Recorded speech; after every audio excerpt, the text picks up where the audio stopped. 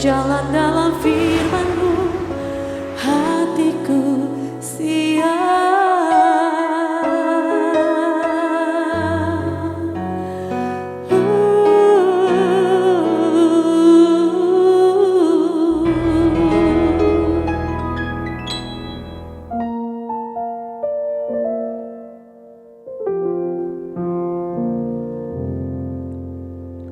Salam, God lover yang dikasihi oleh Tuhan Yesus Kristus. Senang boleh bersama-sama dengan saudara-saudara semua dalam program Rest and God malam hari ini. Kerinduan kami semuanya dalam keadaan sehat, berbahagia bersama dengan keluarganya, dan menikmati keindahan kasih sayang satu sama lain. Saudara-saudara, dalam perjalanan hidup kita, termasuk sepanjang hari ini, mungkin kita mengalami situasi-situasi yang tidak bersahabat, yang membuat kita jadi berbeban berat. Itu menjadi pergumulan kita. Tetapi apapun keadaannya, percaya bahwa ketika kita datang kepada Tuhan, Tuhan akan memberikan jalan keluar yang terbaik, akan memberikan pertolongan, bahkan kelegaan kepada kita. Karena Tuhan Yesus sudah berkata kepada kita, marilah kepadaku semua yang letih lesu dan berbeban berat, aku memberi kelegaan kepadamu. Tuhan Yesus memastikan bahwa Dia peduli, Dia ingin menolong kita semua. Mari kita datang kepada Dia di dalam doa. Bapa di surga, terima kasih karena di dalam Yesus Kristus kami memiliki janji yang luar biasa. Keadaan kami yang letih lesu, keadaan kami yang berbeban berat tidak diabaikan oleh-Mu. Tuhan tidak menelantarkan kami. Engkau peduli, bahkan mengundang kami untuk datang kepadamu supaya kami boleh mengalami kelegaan. Saat ini kami hampiri tata kasih karunia-Mu dengan darah Yesus Kristus. Kami membawa semua pergumulan dan permasalahan hidup kami, beban berat yang kami alami.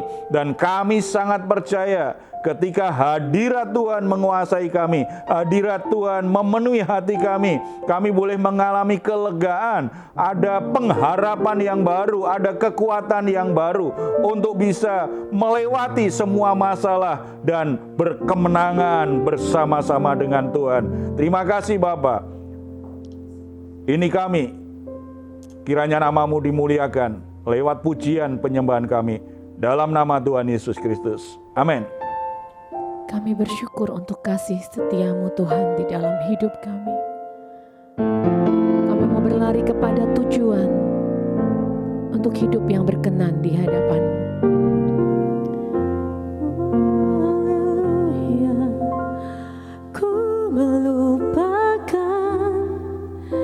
yang di belakangku, ku serahkan diriku hanya padamu Yesus, dan ku berlari kepada tujuanku.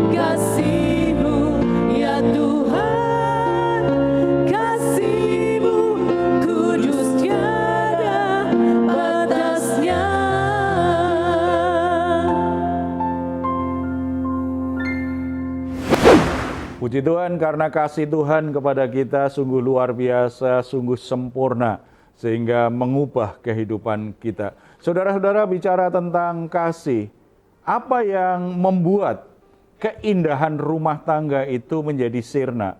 Apa yang membuat rumah tangga, pernikahan, keluarga kita itu menjadi buruk untuk dijalani? Apa yang membuat keindahan persekutuan sesama saudara seiman itu menjadi berantakan? Bahkan apa yang membuat keindahan persahabatan itu rusak? Ketika kasih tidak ada di dalamnya. Ketika kasih itu tidak menjadi dasar dari relasi-relasi yang ada, maka hubungan itu tidak indah lagi. Saudara-saudara, perasaan dikasihi, kebutuhan untuk dikasih, itu kebutuhan yang paling besar sekali, penting dan mendasar dalam kehidupan setiap orang. Oleh sebab itu, kalau dia tidak mendapatkan kasih sebagaimana seharusnya, ada banyak orang coba mengejar kasih dengan cara-cara yang salah, dengan hubungan-hubungan yang salah, dengan hubungan-hubungan yang tidak wajar kadang-kadang. Kita akan membahas firman Tuhan saat ini bahwa kasih itu membuat hidup kita semakin indah. Ada keindahan dalam kasih itu. Tetapi kalau orang tidak mengalami kasih, biasanya tidak ada keindahan. Yang ada perilaku-perilaku yang buruk, perilaku-perilaku yang justru merusak hidupnya sendiri. Sebelum kita lihat kebenaran firman Tuhan ini, saya ingin kita ada yang sharing karena pasti pernah mendengar, pernah melihat, pernah membaca di media bagaimana orang mengejar kasih dengan cara yang salah sehingga terlibat dengan hal-hal yang buruk dalam hidup mereka. Iya Pak, saya betul Pak, saya pernah, bahkan sering ya saya membaca di media itu anak-anak atau remaja putri itu yang saat ini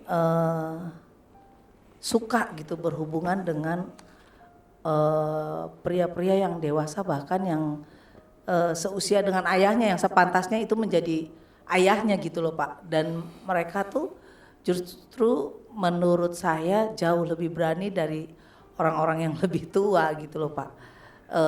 Banyak sekali alasannya, selalu bilang itu kayaknya lebih dewasa lah, lebih bisa ngomong lah, bisa ngayomi lah. Dan mungkin juga di samping itu ada juga sih beberapa yang bisa memenuhi kebutuhan mereka Pak. Karena kan mereka mungkin cenderung sekarang ini pengen sesuatu yang lebih mahal seperti gadget, barang-barang yang bermerek. Ya pasti kalau dia dengan seusia mereka atau orang-orang yang muda kan mungkin belum mapan, jadi belum bisa beli semua apa yang dia butuhkan. Jadi kalau itu dia mungkin lebih memudahkan dia lah memenuhi segala kebutuhan dia. Ya, tapi banyak juga yang bilang mereka tuh itu haus kasih, ngeles-ngelesnya sih gitu Pak. Iya. Itu gimana Pak? Dua-duanya memungkinkan sekali karena hubungan dengan ayahnya buruk atau kadang-kadang punya ayah seperti tidak punya ayah. Punya ayah tetapi ayahnya sangat otoriter, sangat keras sekali sehingga mereka banyak sekali tersakiti oleh kehadiran ayahnya, atau memang ayahnya tidak hadir. Tidak hadir dengan berbagai alasan, tidak hadir dalam hidupnya. Intinya dia merasa tidak mendapatkan kasih sebagaimana seharusnya dari ayah kandungnya. Itu bisa membuat orang akhirnya mencari, mengejar kasih dengan cara yang salah, termasuk di dalamnya mencari orang-orang yang lebih pantas jadi ayahnya. Jadi merindukan kehangatan kasih sayang ayah dengan hubungan-hubungan yang tidak benar seperti itu. Karena masih remaja pasti juga pengen dong beli ini, beli itu yang branded, yang oke gitu seperti teman-temannya yang lain.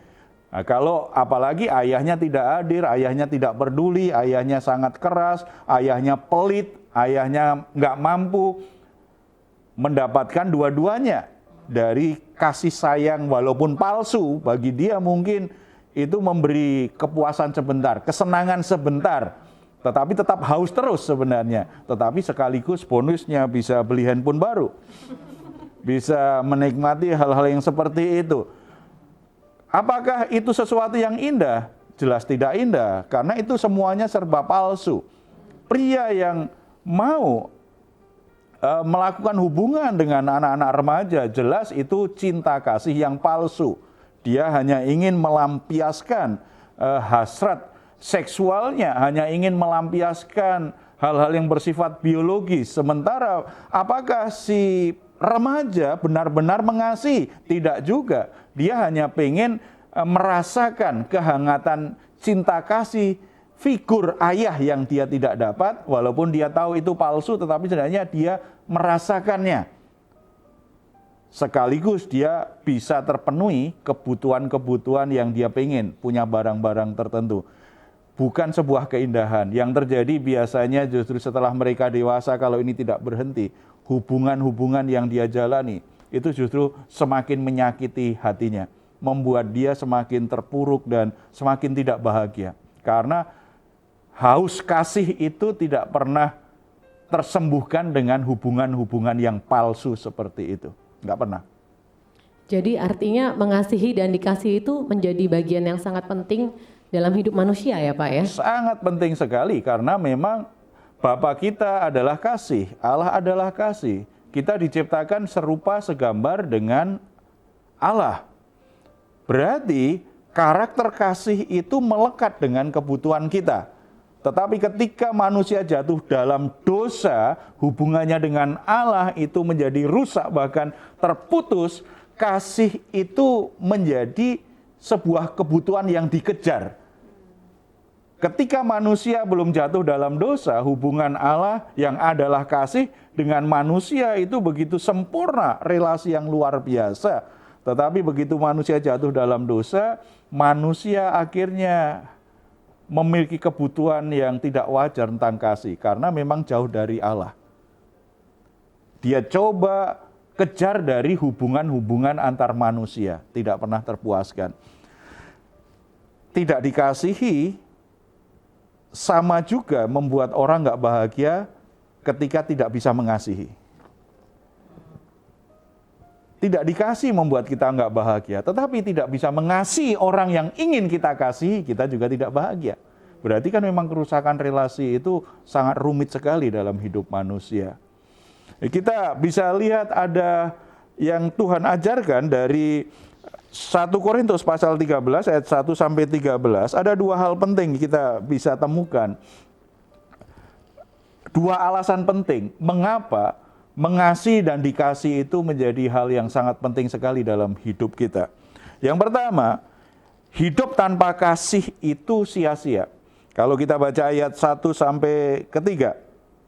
Sekalipun aku dapat berkata-kata dengan semua bahasa manusia dan bahasa malaikat, tetapi jika aku tidak mempunyai kasih, aku sama dengan gong yang berkumandang dan canang yang gemerincing.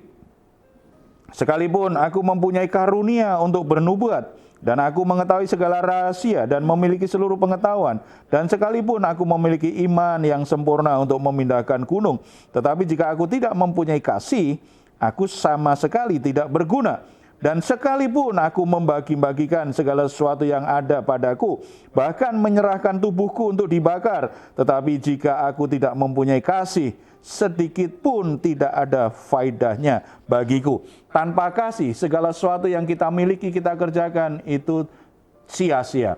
Itu tidak ada faedahnya. Ada banyak orang berpikir kalau dia berbagi-bagi, membagi-bagikan sembako, membagi-bagikan pakaian kepada orang-orang yang terlantar, itu sesuatu yang bernilai secara sosial ya, tetapi kalau dorongannya bukan kasih, maka itu sia-sia, tidak ada faedahnya di hadapan Tuhan. Karena kan orang bisa aja kan berbagi banyak hal kepada orang lain, tetapi tujuannya bisa macam-macam, motivasinya bisa macam-macam. Mungkin ingin pengakuan, mungkin ingin dipuji orang, mungkin itu hanya buang sial. Karena ada orang tertentu yang kadang-kadang menolong orang, memberi uang kepada orang, memberi pakaiannya untuk buang sial, dikasih ke orang lain. Ada juga yang tujuannya mungkin yang lain-lain, ada kepentingan-kepentingan lain. Tetapi kalau orang mengasihi, dia pasti berbagi. Tidak mungkin ketika hati orang dipenuhi kasih terhadap seseorang, dia tidak lakukan apa-apa. Bahkan di situ juga dikatakan, mungkin kita bisa bernubuat, kita bisa melakukan pelayanan-pelayanan yang luar biasa sekali. Tetapi kalau tanpa kasih, itu sia-sia. Sia-sia, tidak bernilai di hadapan Tuhan. Makanya sangat penting sekali. Mengasihi itu sangat penting karena memberi nilai dalam hidup kita. Tidak hanya membuat kita bahagia. Demikian juga ketika kita mengasihi orang yang mendapat kasih kita, dia merasa dikasihi, maka dia juga akan hidupnya akan bersukacita bahagia. Bahkan ada banyak orang akhirnya bertobat dari jalan-jalan yang berdosa, yang jahat karena mengalami kasih sejati. Itu kasihnya Tuhan. Kasihnya Tuhan itu lahir dari hati. Kerelaan untuk berkorban, kerelaan untuk membagikan hidupnya, membagikan dirinya. Bukan karena yang dikasih itu sempurna, bukan karena yang dikasihi tidak ada cacat celah, tidak. Karena ada dorongan kasih. Kasih seperti ini makin lama makin tawar di dunia ini. Makanya semakin banyak orang yang sebenarnya haus kasih. Sudah kondisi zaman seperti ini, orang tua tidak sungguh-sungguh mengasihi anak-anaknya, maka anak-anaknya benar-benar haus kasih. Selama kebutuhan kasih itu tidak terpenuhi, maka semua ajaran-ajaran baik yang diajarkan gurunya, orang tuanya di gereja kadang-kadang tidak mengubah hidup anak itu. Kebutuhannya bukan mengejar cinta kasih dari banyak orang, tetapi mengalami cinta kasih Bapa di surga yang sempurna di dalam Tuhan Yesus Kristus Tuhan. Kasih Tuhan memuaskan hati, maka kita tidak akan terlalu banyak menuntut orang lain untuk selalu mengasihi kita. Kalau ada orang lain yang bahkan membenci kita, kita akan lebih mudah untuk memaafkan. Karena apa? Kita sudah dipuaskan dengan cinta kasih-Nya Tuhan. Para orang tua yang punya anak, alirkan kasih Tuhan kepada anak-anak.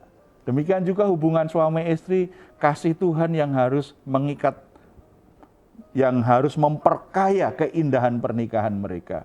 Bukan cinta yang emosional, bukan cinta yang didorong oleh nafsu biologis, hasrat seksual, bukan, tetapi cintanya Tuhan yang mengisi hati kita mengalir kepada pasangan kita, mengisi hati kita mengalir kepada anak-anak kita. Ketika kasih Tuhan kita bagikan kepada orang lain, orang itu akan merasakan dirinya yang dikasihi Tuhan, maka dia akan berbahagia. Dia akan mengalami hubungannya dengan kita indah, dan dia menikmati keindahan hidupnya sendiri sebagai orang yang dikasihi. Jadi Bapak Ibu Saudara-saudara, terutama yang sudah menikah, yang sudah diberi Tuhan kepercayaan dengan keturunan, mungkin kita memberikan kepada anak kita fasilitas yang terbaik, sekolah yang terbaik, kita beri liburan terbaik untuk anak-anak kita. Tetapi itu menjadi sia-sia kalau engkau tidak alirkan kasih Tuhan kepada anak-anakmu. Dan yang kedua yang diajarkan di bagian ini adalah kasih itu membuat hidup kita menjadi lebih baik. Ayat yang ke-4-7. Kasih itu sabar, kasih itu murah hati, ia tidak cemburu, ia tidak memegahkan diri dan tidak sombong. Ia tidak melakukan yang tidak sopan dan tidak mencari keuntungan diri sendiri. Ia tidak pemarah dan tidak menyimpan kesalahan orang lain. Ia tidak bersukacita karena ketidakadilan, tetapi karena kebenaran. Ia menutupi segala sesuatu, percaya segala sesuatu, mengharapkan segala sesuatu, sabar menanggung segala sesuatu. Bukankah ini sesuatu yang baik, sesuatu yang indah sekali, relasi yang luar biasa sekali. Kalau kasih itu mengalir dalam sebuah relasi, maka sesuatu yang buruk itu akan diubahkan menjadi sesuatu yang baik. Sesuatu yang rusak akan dipulihkan menjadi sesuatu yang harmonis, yang indah sekali. Sesuatu yang negatif akan berubah menjadi positif karena ada kasih di dalamnya. Tanpa kasih semakin buruk, semakin negatif. Jadi kalau kita tidak mengasihi orang, orang tua tidak mengasihi anaknya, tidak mengasihi pasangan kita, maka kita sebenarnya sedang minus. Kita sedang menarik dari hidup dia. Kita tidak menambah. Jadi tabungan kasih di hatinya itu tidak nambah. Kalau anak dari kecil tidak dikasihi, berarti kan makin lama makin defisit, semakin saldonya minus. Begitu saldo kasih di hatinya minus, dia tidak dapatkan di rumah, dia akan cari di luar rumah. Demikian juga pasangan bagi orang yang menikah. Kalau pasangannya tidak memberikan kasih yang semestinya, maka saldo kasihnya makin lama berkurang terhadap pasangannya. Begitu sudah minus dan itu tidak didapatkan, maka tidak heran kemudian terjadilah yang namanya perselingkuhan. Walaupun perselingkuhan tidak selalu karena sebab itu ya, tetapi ada banyak orang merasa tidak dikasihi oleh pasangannya, akhirnya dia mencari di luar rumah. Demikian juga dalam dunia pelayanan kan. Kalau misalnya kita melayani jemaat, tetapi jemaat merasa tidak kita kasihi, maka mungkin mereka dengar khotbah kita, mereka dengar puji-pujian kita, mereka mendapatkan bantuan diakonia untuk kebutuhannya. Tetapi kalau tidak merasakan sentuhan kasih melalui hidup kita, maka tabungan kasih di hati jemaat itu berkurang. Begitu berkurang, semakin minus, maka gak heran kadang-kadang yang kita layani setelah itu berperilaku buruk di gereja. Berperilaku negatif terhadap orang-orang yang melayani. Kecewa, dan jalan keluar yang banyak dilakukan orang akhirnya apa? Pindah gereja. Gitu kan? Itu yang kisah-kisah yang sering kali terjadi. Merasa tidak dikasihi, merasa tidak diperhatikan. Walaupun tidak selalu sebabnya itu orang pindah ya, ada masalah-masalah yang lain. Tetapi tidak dikasih itu membuat orang tidak bahagia, membuat orang hidupnya jadi nggak indah. Makanya dia akan coba mengejar kasih. Sayangnya banyak orang mengejar kasihnya bukan datang kepada Tuhan, tetapi melalui hubungan-hubungan yang tidak benar. Dampaknya bukan membuat dia semakin bahagia, dia semakin terluka, semakin defisit kasih. Hubungan-hubungan yang salah itu justru semakin menyakiti, bukan membuat semakin bahagia. Oleh sebab itu, saudara-saudara yang dikasihi oleh Tuhan Yesus, untuk anak-anak muda yang haus kasih, jangan kejar kasih dengan hubungan-hubunganmu dengan lawan jenis, dengan siapapun. Sepertinya ada orang-orang yang bisa mengisi kekosongan kasih orang tuamu dengan hal-hal yang tidak benar. Jangan mengejar cinta kasih dengan hubungan-hubungan yang tidak wajar dengan orang-orang lain, termasuk dengan orang-orang yang sudah menikah. Itu hubungan yang palsu, itu kasih yang palsu, tidak akan pernah memuaskan hatimu. Yang kau butuhkan adalah kasihnya Tuhan dalam hidupmu. Demikian juga pasangan suami istri yang mungkin hampir bercerai, hampir berpisah karena merasa tidak bisa saling mengasihi lagi. Jalan keluarnya bukan ada pria lain atau wanita lain yang bisa lebih mengasihi. Jalan keluarnya adalah pernikahanmu membutuhkan kasihnya Tuhan. Dipenuhi dengan kasihnya Tuhan. Demikian juga para orang tua, apapun yang engkau berikan kepada anakmu, kalau engkau tidak memberikan kasih Tuhan kepada anakmu, itu sia-sia. Ada sesuatu yang kosong di hati anakmu. Dan itu akan dikejar oleh anakmu. Puji Tuhan kalau datangnya kepada Tuhan. Tetapi kalau anakmu mencari dengan pergaulan-pergaulan yang buruk, dengan hubungan-hubungan yang buruk, kita justru semakin terluka. Oleh sebab itu, alirkan kasih Tuhan kepada anak-anak kita. Mari kita bersatu dalam doa. Bapa di surga, kami ucap syukur karena kasih-Mu sempurna dalam hidup kami.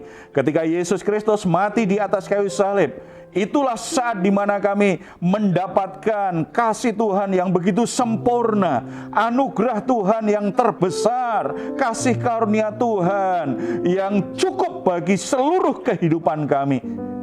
Kami bersyukur di dalam Yesus Kristus kami adalah orang-orang yang dicintai, orang-orang yang dikasihi. Kami diterima apa adanya, kami menerima pengampunan sepenuhnya. Sehingga Kami tidak perlu takut dihakimi, tidak takut dimurkai. Kami boleh menghampiri Engkau tanpa ketakutan. Kami bisa memanggil Engkau, ya Aba, ya Bapa, dengan penuh keintiman. Kami bersyukur Bapa, kasih-Mu sudah mengampuni kami, kasih-Mu menyembuhkan luka-luka hati kami, kasih-Mu mengisi kekosongan batin kami. Amin. Oleh sebab itu, biarlah kami juga boleh mengalirkan kasih-Mu kepada orang-orang di sekitar kami. Amin. Terutama dengan pasangan hidup kami, kepada anak-anak kami, kepada saudara-saudara kami, kepada sahabat-sahabat kami, kepada orang-orang yang kami layani.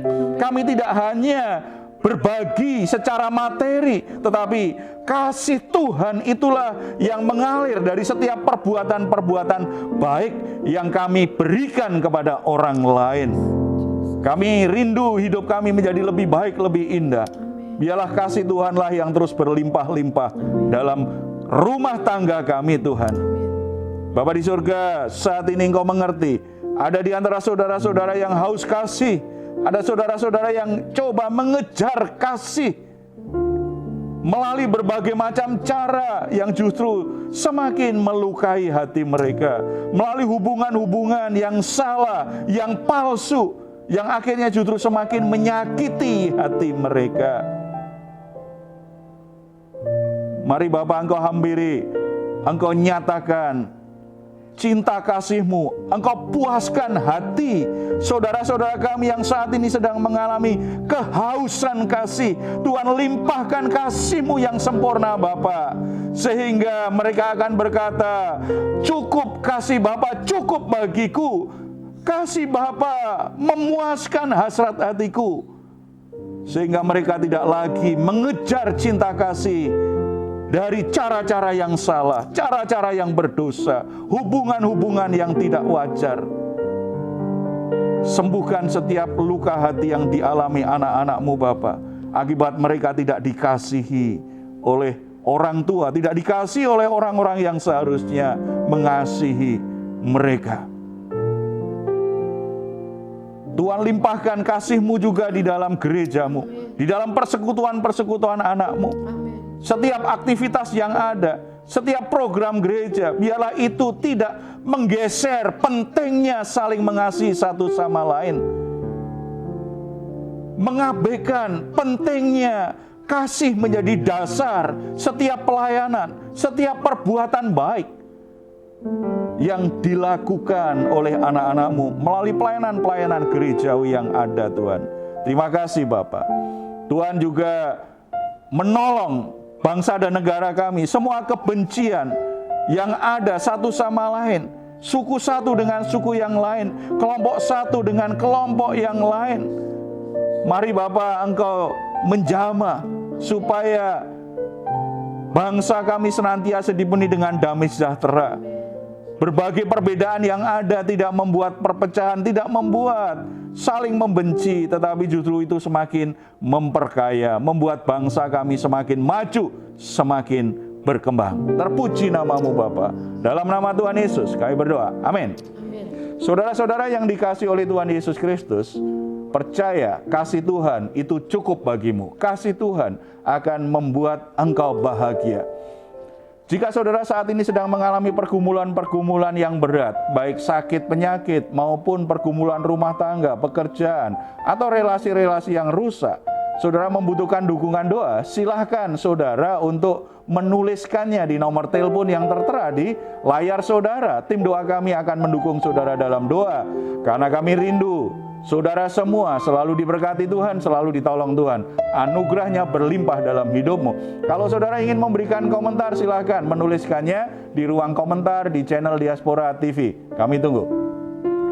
Mazmur 4 ayat 8 sampai 9. Engkau telah memberikan sukacita kepadaku lebih banyak daripada mereka, ketika mereka kelimpahan gandum dan anggur. Dengan tentram aku mau membaringkan diri, lalu segera tidur, sebab hanya Engkaulah ya Tuhan yang membiarkan aku diam dengan aman. Puji Tuhan, selamat malam, selamat beristirahat. Tuhan Yesus memberkati kita semuanya. Salam. Rencanamu, oh Tuhan.